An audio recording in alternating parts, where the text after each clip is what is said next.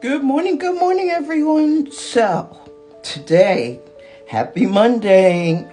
So, today we're doing pine needle tea, specifically Loblolly pine, and the Latin name is Pinus taeda.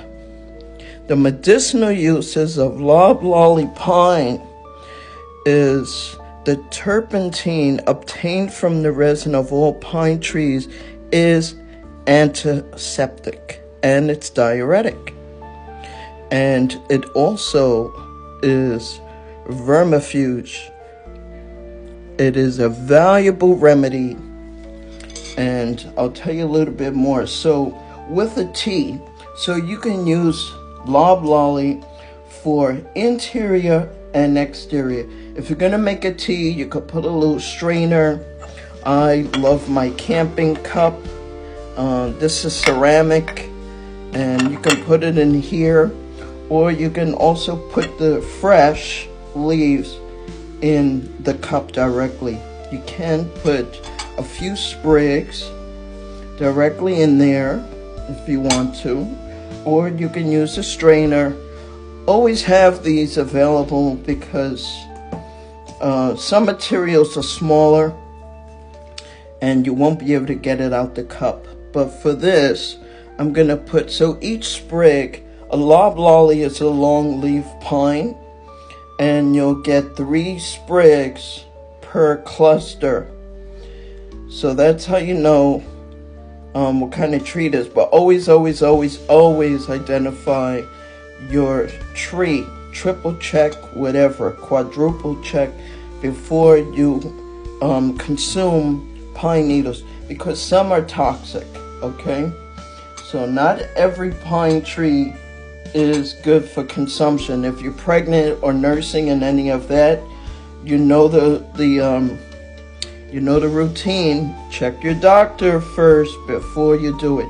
So you can take off these little caps. The little caps are what attach it to the actual pine. So you'll see all the little, if you pull one out, you'll see he has a little head on it. So let's pour some tea. So with pine needle tea, you want to use it fresh as possible, the darkest green. Now if you're going to make a basket like this one, you're going to have to use the dry leaves or mostly dry leaves because it shrinks. As you know, the water dehydrates out of any fresh material and your basket will look wonky. So I made this basket, and it's a nice basket. So you can do a basket, you can do a salve if you have wounds. You can do a poultice, you can do a plaster, you can do a tincture, you can do a lot of things with this. And you can use the leaves, the inner bark, and the seeds. So let's get to pouring some. I want to do a couple more sprigs. I'm not going to put honey in it because I want to know what it tastes like naturally. So let's put some sprigs in there. I'm going to give them a little swirl so they can sit at the bottom. So you don't steep this in a pot. This, you just pour hot water over it. And that's what we're going to do because I want you to see the color. So this is all you do. You pour your hot water on the tea leaves. And let's talk a little bit more about it. It's also very beneficial for your respiratory system, for colds, influenza, tuberculosis, respiratory complaints, any of those, mucous membranes, all of those things, those conditions can be supported with the pine needle tea. So I'm going to take the spoon and push the leaves down. It's strong, so you don't need too many leaves. You just want to get the medicine. You can actually put this about a cluster of this in a pot and steam it if you're having a cold. Okay, so we're going to take a look. I'm going to move this cup, and we're going to get trusty friend here. And you can use the inner bark, not the outer bark. Obviously, it's been exposed to the environment. But you can take the inner bark here and do the same thing for the tea, okay? You can just cut off that outer bark. And let's cut a piece. I'm going to get my clippers. And you can actually drop this in your tea.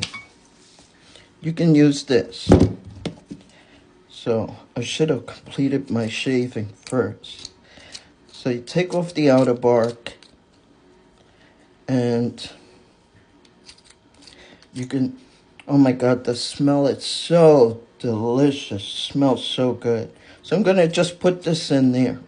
First, I want to taste the tea with the leaves by itself to see how strong it is. But if you need something stronger, there's a lot of medicine in the bark, okay? So first we'll taste the tea. I'm not going to put any lemon or anything because how do you know what it tastes like if you drown out the flavor? I want to put a few more sprigs. And then the rest of this, I'm going to use for tinctures and some ointments. I'll probably use the stems for the ointments and use the leaves for the tincture. Whenever you make a tincture with alcohol, you can have fresh leaves. But if you're doing something like a salve with the oils, there's water in here. Remember, this is fresh. So you want to dry it out completely like this before you make a salve or something that has oil, because it will go rancid. Okay? So for tinctures with alcohol, which is primarily a water base, you can use fresh leaves, the dark green ones. For something with oil and candle wax, you want dry leaves where it's dehydrated, okay? So let's put some of the fresh ones. I'm letting this dry out so I can use it for the salves and the tinctures. But there you have it. And let me see if I could get a taste of this. I'll use the spoon. Put the salve back.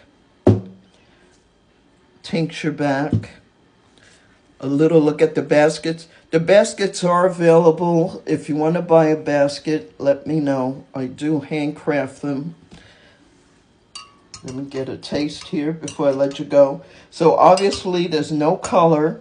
Okay? Don't see a color. It's too hard to taste, but I'm going to use a spoon because... Okay, it's not so bad. Tastes a little woodsy. Have a great day. See you in the next video. Bye-bye.